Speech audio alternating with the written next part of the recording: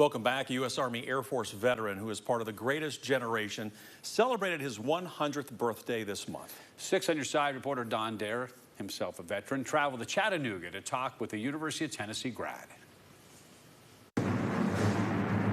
The B-24 Liberator. It was the most produced heavy bomber in military history.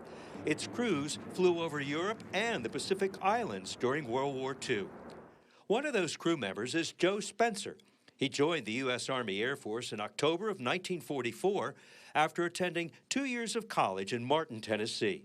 I was a bombardier on the B-24. Pilot to bombardier.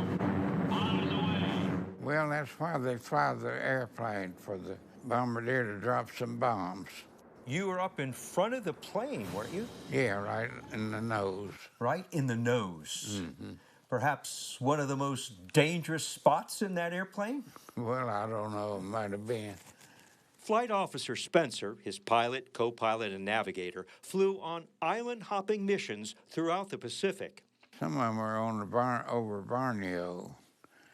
We were bombing their storage tanks. You remember being shot at, don't you? Yes.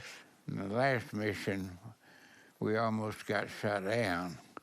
But it's over Formosa. It's got another name now. Formosa is now called Taiwan, occupied by the Japanese 80 years ago. Well, you just had to hope for the best. We had good pilots. We had a good pilot and a good co-pilot. He was in places like Biak, New Guinea. Danny Spencer is Joe's son. He says his dad grew up in Dixon, Tennessee, west of Nashville. In high school, Joe was quite the athlete. That's him at the top. He was fearless then and in the war. Joe relates the story of his flight over Hiroshima in late August of 1945. His son picks up the rest of it.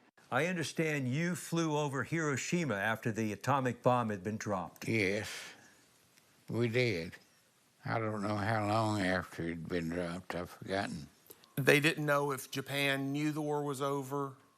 They didn't know if they'd shoot at him or not, and luckily they didn't. When the war ended, Joe came home, received a degree from the University of Tennessee, and worked for the U.S. Agriculture Department for 30 years. He celebrated his 100th birthday on May the 11th, his entire family surrounding him at his home in Chattanooga. First Lieutenant Spencer carried out his missions in the Pacific without seeking fame or glory. The conflict was one waged out of a sense of duty. Something we had to do, and everybody did their best. Joe Spencer, World War II veteran.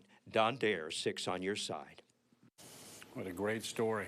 Now, if you know a veteran that we should recognize, you can send an email to Don at ddare@wate.com. You can also give him a call, leave a message, 865-633-6923.